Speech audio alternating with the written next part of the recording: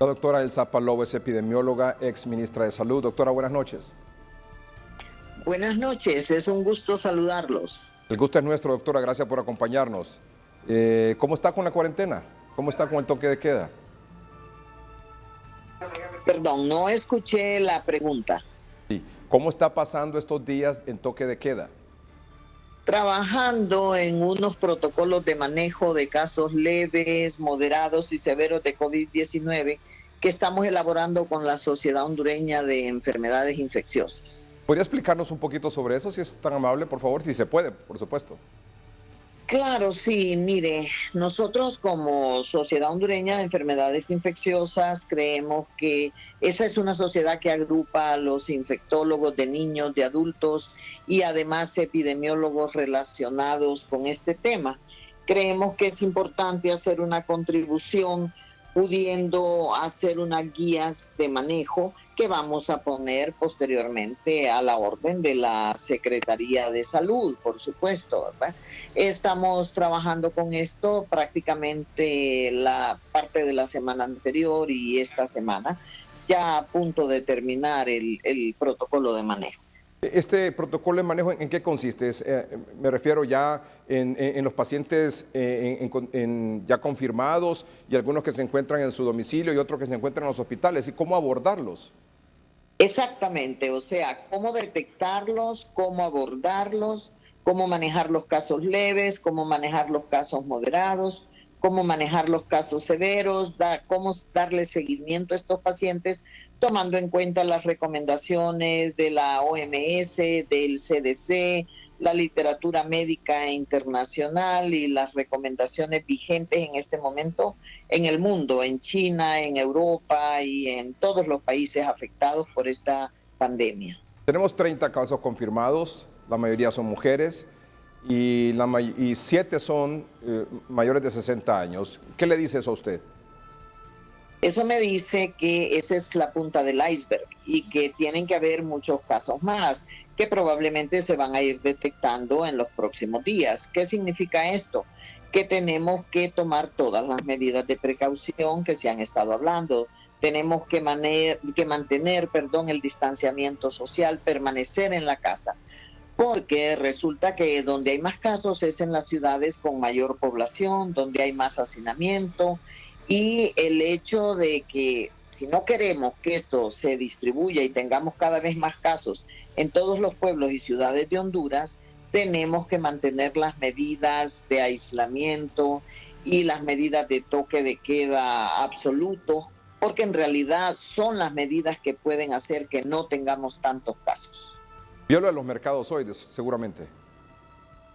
Sí, logramos ver una parte de esto y eso es un problema, porque mire, si en ese mercado andaban, póngale usted, 3, 4 personas que tuvieran síntomas leves o que estuvieran contagiados pero sin síntomas, ¿a cuántas personas pudieron contaminar y a dónde fueron después estas nuevas personas contaminadas? Así es como se disemina este virus, así es como se disemina esta enfermedad. Miremonos en el espejo de Italia, ¿verdad? Italia tuvo unas medidas laxas, por decirlo de alguna manera, y ahora contabilizan una cantidad de muertos hasta de más de 700 en un día.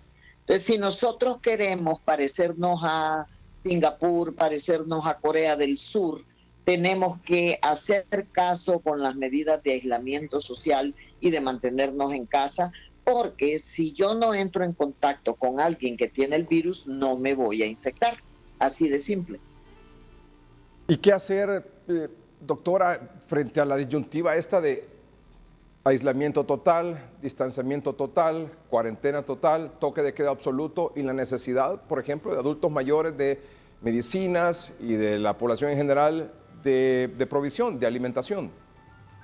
Pues una sugerencia respetuosa sería que el gobierno se encargue de enviar a los lugares donde hay ciudadanos de tercera edad con enfermedades que se han quedado sin medicamentos, proveerles de medicamentos ahí. Si la persona no puede ir al hospital o al centro de salud, que el centro de salud le envíe el medicamento a donde él vive. Igual raciones de alimentos, igual sería sobre todo alimentos y medicamentos, o planificar las aperturas de farmacias y aperturas de mercados, supermercados de una forma ordenada y organizada, porque estamos claros, la gente tiene que comer y la gente tiene que tomar medicamentos. Y si usted no le da de comer, corre el riesgo que de repente ocurran saqueos de supermercados, mercaditos, etcétera. Si queremos evitar eso, o le enviamos a su casa a estas personas la comida, las medicinas, o hacemos de una forma ordenada y organizada la apertura de lugares que dispensan comida y medicamentos.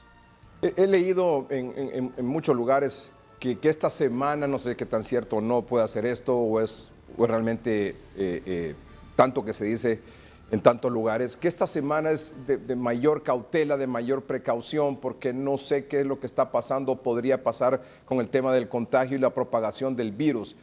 ¿Puede explicarnos un poco sobre esto, si esto es realidad o no? Esto no es realidad. Cualquier día, desde que entraron los primeros casos al país, cualquier día es igual al otro en cuanto a posibilidad de contagio. Porque este podrá ser un día cualquiera para los que se contagiaron hace una semana o 2 semanas, pero acuérdese que todos los días se contagia gente nueva. Entonces, todos los días son igualmente peligrosos de contagio, porque como cada día se está contagiando nuevas personas, entonces el riesgo de contagio se mantiene igual. Queremos bajar ese riesgo, lavémonos las manos frecuentemente, no nos toquemos los ojos, la nariz, la boca con manos sucias, mantengámonos a más de 1 metro de distancia con personas que tienen síntomas respiratorios. Si tenemos a alguien con síntomas respiratorios en la casa, aislémoslo dentro de la casa, démosle un dormitorio solo para él y pongámosle todos los utensilios de comida aparte, su plato, su vaso, etcétera. Lavemos la ropa de él aparte y asignemos una persona que lo cuide. Pongámosle mascarilla al que está enfermo y al que lo va a cuidar.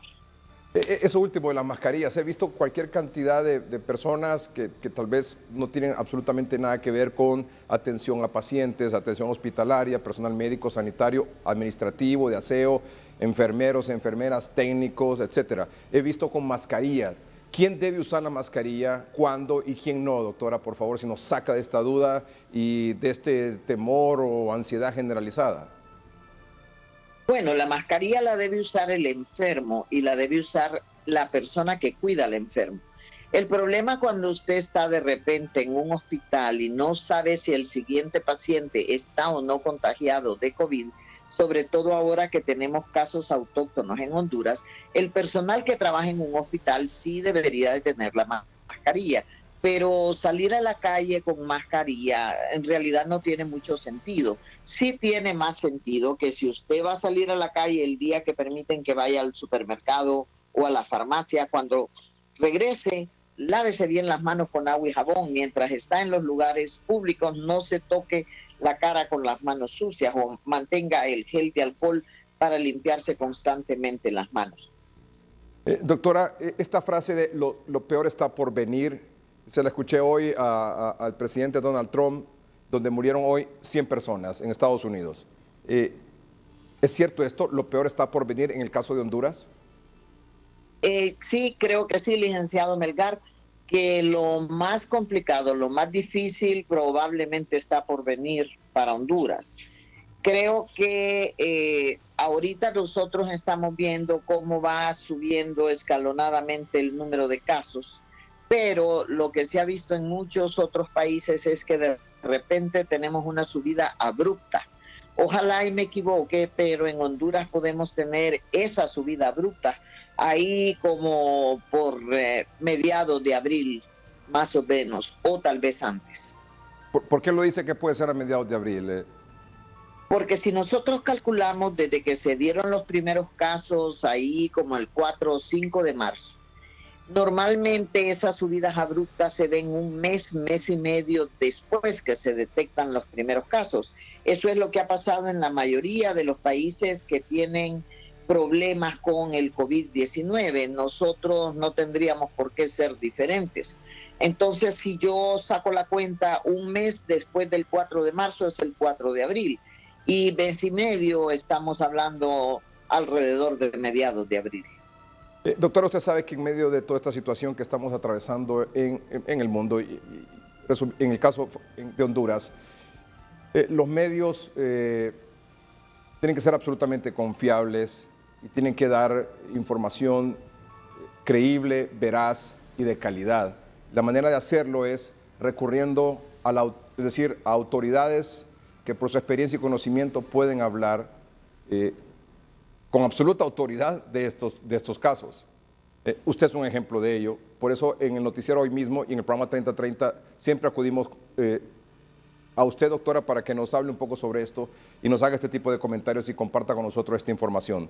Yo quisiera saber qué opinión tiene usted de la compra que recientemente hizo el gobierno de unos equipos para atender a pacientes con COVID-19. ¿De equipos de qué tipo? ¿De los ventiladores? Sí. Yo di ya mi opinión que estos ventiladores en realidad no son los adecuados para el manejo del tipo de neumonía y de complicaciones pulmonares que vemos en COVID-19.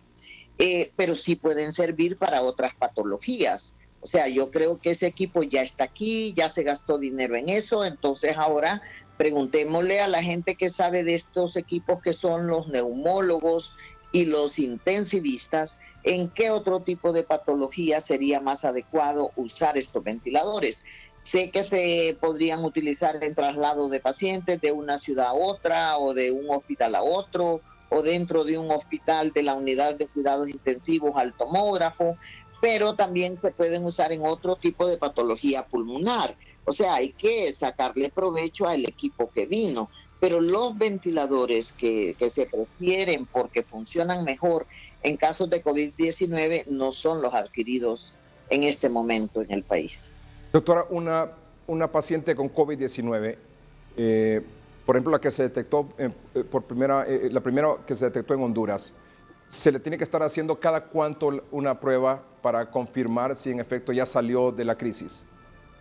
Lo ideal es hacerla 2 semanas después de que se ha recuperado. ¿Cómo sabe uno que el paciente se recuperó? En primer lugar, desaparecen los síntomas clínicos. En segundo lugar, debe negativizar la prueba. Pero hay ya varios reportes en la literatura, en China, en algunos otros países, que pacientes que tuvieron 2 pruebas negativas quedaron sin síntomas. Aproximadamente 10 días, 2 semanas después, cuando se les hicieron pruebas de control, volvieron a positivizar. Es una minoría, una pequeña cantidad de casos, pero ya está documentado.